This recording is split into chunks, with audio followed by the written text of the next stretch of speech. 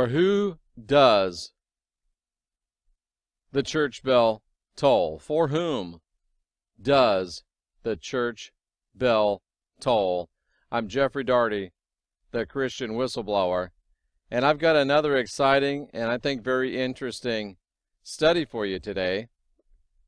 And it's another one, yet another one, that was suggested by one of my great subscribers. So if you have questions, if you have ideas, if you have answers, things you'd like me to talk about, please let me know.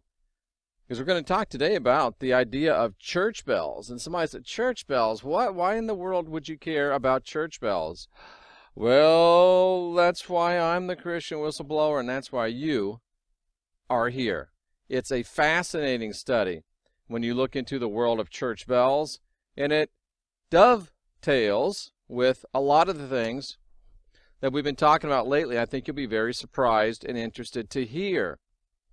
Of course, the church bells, I didn't realize the church bells have a particular construction. They do have a particular construction. Here's a look at their particular construction. That's important to people that care about bells. To me, bells are bells. But what I want to look at is the history of church bells, because they're it's very, very fascinating. It was this guy in 400 AD, which again, if we keep ourselves in context, 400 AD is just after. It's right at the beginning of Constantine and his reign of Christian terror across the world. It's, 50, 60, 70 years into Rome's evangelization of the world at the point of the Roman sword. So the guy that started the idea of church bells was a Roman guy. How about that? He was a Roman guy. And his name was Paul. I'm not making it up. It's really true. Paulinus of Nola. So the guy that started church bells in Christian quote-unquote worship was a guy named Paul. You cannot make this stuff up. A guy named Paul. He was a Roman. And not only that, he was a senator. And think about this, folks. The senator was the political institution in ancient Rome, and it was actually the highest elected seat in Roman government. So this guy was a Roman. This guy was a senator. This guy was governor of Campania, which was the fourth largest province within the Roman Empire. So he was like the governor of, let's see, New York, California, Florida, like the governor of Texas or the governor of Florida. A rather important fellow in the scheme of things. And this is the guy that pioneered the use of church bells. Very, very interesting. And even more interesting is that when he became baptized as a Christian, he believed, and I lost my source here, he believed that he had, here it is,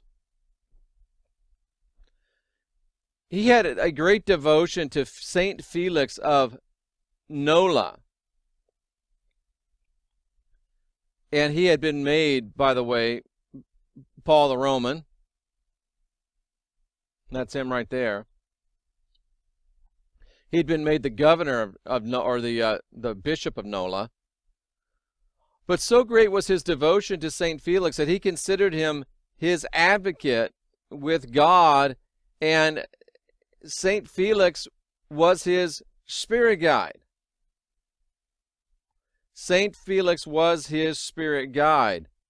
So you've got a guy, and here's a picture of Saint Paul of Nola, the guy that started church bells. Remember, he's Roman.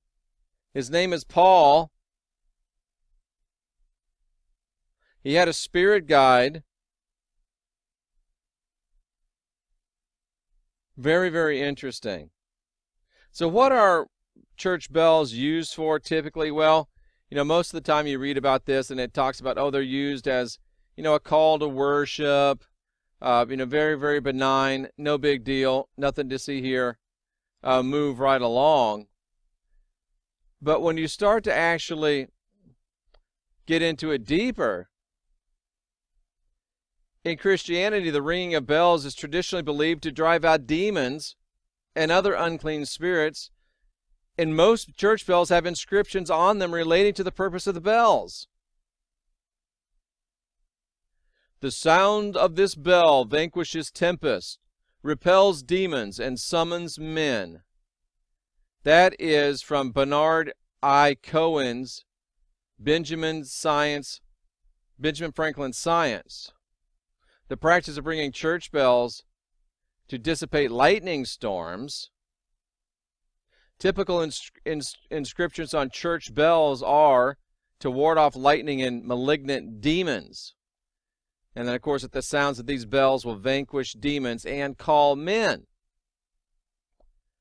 I find that fascinating if you start and think about that. And how about this? This is about the lowest tech way to do this, but it's about the only way I can think of doing it. So let's think for a minute here. Bells. They're meant to summon men to do what? They're meant to summon men to be elves. We want you to come into church so you can be elves, so that you can be the property of the El, the God. Bells call you to servitude.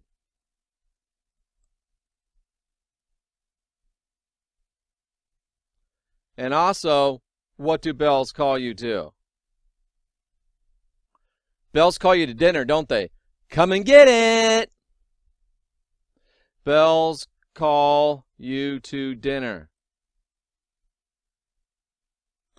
And what's the dinner? What's the dinner at church? Human sacrifice, cannibalism, or guess what? Sometimes they call you to church to dinner because you are the main course. Bells, come be elves. Come be the property of the El. Come be the property of the God. Come do your servitude. Bells call you to dinner where you can eat your dead guy Jesus on a stick, your human sacrifice, your cannibalism, and where you can be the main course. Now let's think about this as well. Let's think about this as well. Do you remember this fellow? Do you remember this fellow? This fellow, Pavlov's dog. Mr. Pavlov. Do you remember what he did? Well, Mr. Pavlov, what he would do is he would feed a dog and he would ring a bell. And then he found out that when he rang a bell, he got the same response without even giving the food. Behavioral psychologists have come up with new views, not only of animal behavior, but of human nature as well. Oh, you don't say. So, let's see. We can ring these bells, and we can cause people to get into, automatically, without them even thinking about it, the right frame of mind we want them to get into. We can get him in the frame of mind to come eat their human sacrifice, dead guy Jesus on a stick, or just the representation of it, the dead guy Jesus stick, without him on it, because we're trying to be a little more refined.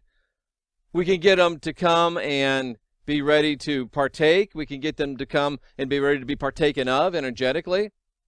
And I'll guarantee you, when you pass out of this life and are going on, you're going to hear church bells. Guaranteed.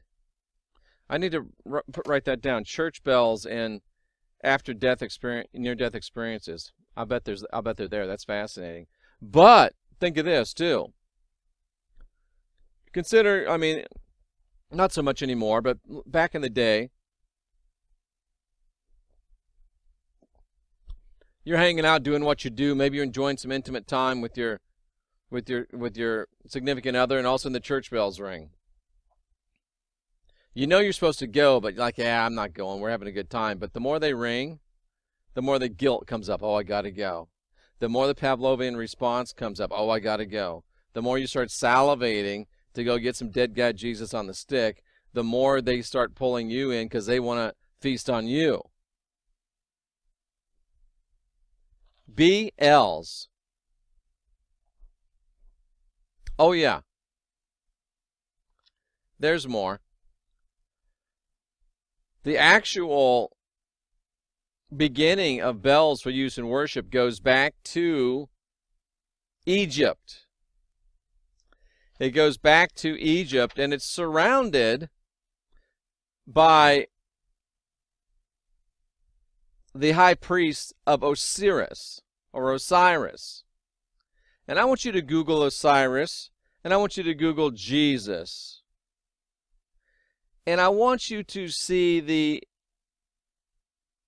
inexplicable, other than to just say for what it is, the fact that Jesus is a duplicate of Osiris. Same game, different name. And yet, 2,000 years later, the bells of Osiris are still calling the worshipers of Jesus slash Osiris, Osiris slash Jesus, Josiris.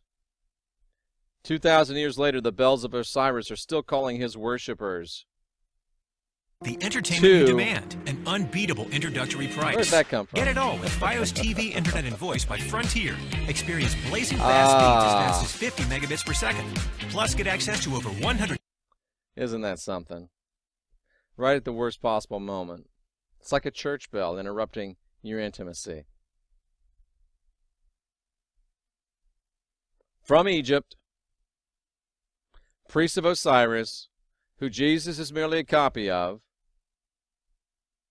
reinstated by a Roman named Paul, to call you to be elves, to call you to your human sacrifice and cannibalism, to call you to be human sacrificed and cannibalized,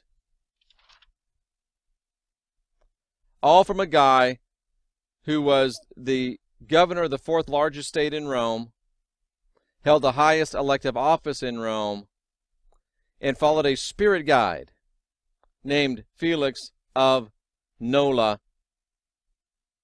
And oh yeah, they ring those church bells to dispel demons. And it even says on the bell that they're there to dispel demons. So every time you hear a church bell ringing, they're trying to dispel demons. You hear a lot of church bells ringing, so there's got to be a lot of demons. So we better get to church because all these demons are out here. Because if they were not here, the bells wouldn't be ringing. So we got to get back to the church. We got to get our protection. And not only do they expel demons, they call them in. So if you can use something on a demon and use it on a man, does that not put a man and a demon on the same level? That's what they think about you. That's what your bell ringers think about you. For whom does the church bell toll?